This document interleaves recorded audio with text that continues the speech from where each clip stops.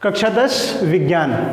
जैसा कि आप लोगों ने कक्षा 9 में ही पढ़ा है, विज्ञान की परिभाषा आदि आपको याद भी होगी, लेकिन एक बार पुनः विज्ञान सुसंगठित, सुव्यवस्थित एवं क्रमबद्ध ज्ञान को विज्ञान कहते हैं। सुसंगठित, सुव्यवस्थित एवं क्रमबद्ध ज्ञान को विज्ञान कहते हैं। छात्रों, विज्ञान को आपने पढ़ा है कक्षा 9 में 3 भागों में बांटा गया है।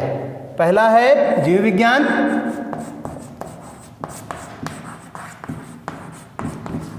दूसरा है रसायन विज्ञान,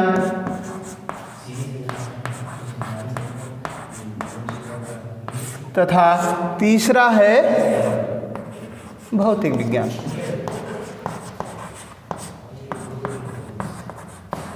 आप कक्षा 9 में इसका अध्ययन कर चुके हैं, लेकिन एक बार पुनः रिवाइज हो जाए। विज्ञान के 3 पार्ट जिनका आप कक्षा 10 में अध्ययन करेंगे, जीव विज्ञान, रसायन विज्ञान और भौतिक विज्ञान। जीव विज्ञान क्या है? विज्ञान की वह शाखा जिसके अंतर्गत हम सजीवों का अध्ययन करेंगे, जीव विज्ञान कहलाता है। उधर भी विज्ञान को भी 2 पार्टों में बांटा गया है, जंतु विज्ञान, वनस्पति विज्ञान, लेकिन यहाँ पे आप ध्यान दीजिए, जीव विज्ञान, विज्ञान की वह शाखा जिसके अंतर्गत हम सजीवों का अध्ययन करते हैं, उन्हें हम जीव विज्ञान कहते हैं। जीव विज्ञान के अंतर्गत हम आपको जीव विज्ञान पढ़ाएंगे। तो जीव विज्ञान के अंतर्गत पहला चैप्टर है जैव प्रक्रम।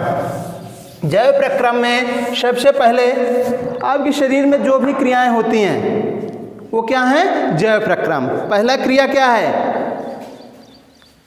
पाचन एवं पोषण। पहला प्रक्रम क्या है? पाचन एवं पोषण। हमारी शरीर के लिए सबसे पहली चीज क्या है? पोषण की आवश्यकता होती है, और पोषण किससे मिलेगा? पाचन से। ठीक। श्वसन, दूसरा प्रक्रम क्या है? श्वसन। तीसरा क्या है? संवहन, पदार्थों का एक स्थान से दूसरे स्थान पे जाना। फिर उत्सर्जन, ठीक, समावयवता। ये सारी क्रियाएं हैं जिनके द्वारा ये सारे प्रक्रम मिल करके जैव प्रक्रम का निर्माण करते हैं। सबसे पहले हम लोग पोषण एवं पाचन पढ़ते हैं। पाचन, पोषण के लिए अति आवश्यक है पाचन। पाचन क्या है? भोज्य पदार्थों के जटिल अणुओं को, भोज्य पदार्थों के जटिल अणुओं जैसे कार्बोहाइड्रेट, प्रोटीन, वसा के सूक्ष्म अणुओं में टूटने की क्रिया को ही पाचन कहते हैं। ये टूटता 2 विधि से है, भौतिक एवं रासायनिक।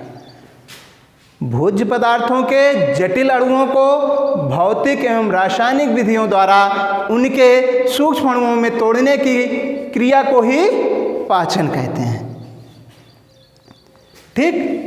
पाचन के द्वारा जो भोज्य पदार्थ के जटिल अणु हैं वे उनके सूक्ष्म अणुओं में टूट जाते हैं। उनके पश्चात उनका अवशोषण होता है। आपके शरीर की कोशिकाएं उन्हें अवशोषित कर लेती हैं। अवशोषण के पश्चात ही शरीर को उनसे पोषण मिलता है। पोषण क्या है? शरीर में होने वाली विभिन्न भौतिक एवं रासायनिक क्रियाओं के लिए, शरीर में होने वाली विभिन्न भौतिक रासायनिक क्रियाओं के लिए तथा वृद्धि के लिए ऊर्जा की आवश्यकता होती है। उस ऊर्जा की आपूर्ति हमें पोषण द्वारा प्राप्त होता है। किससे प्राप्त होता है? पोषण से।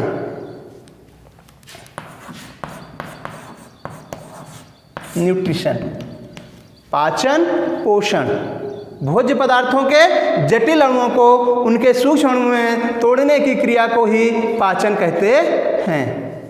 तथा शरीर में होने वाली विभिन्न भौतिक रासायनिक क्रियाओं तथा वृद्धि आदि कार्यों के लिए ऊर्जा की आवश्यकता होती है। उस ऊर्जा की आपूर्ति हमें पोषण से प्राप्त होता है। तो पाचन और पोषण में लगता है आपको समझ में आ गया होगा। फिर पोषण में हमें पोषक तत्वों की आवश्यकता होती है। पोषण में पोषक तत्वों की आवश्यकता होती है। पोषक तत्व किसे कहते हैं?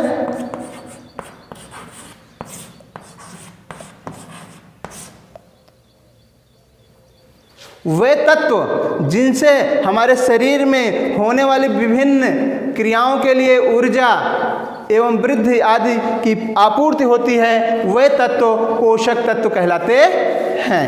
ये तत्व निम्नलिखित हैं। नंबर 1 कार्बोहाइड्रेट,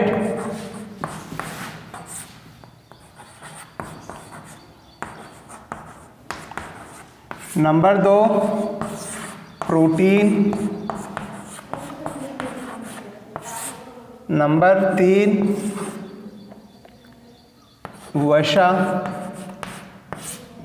नंबर 4 विटामिन,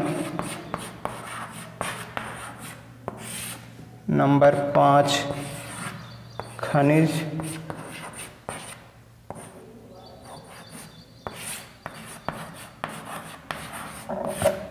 छठा है जल।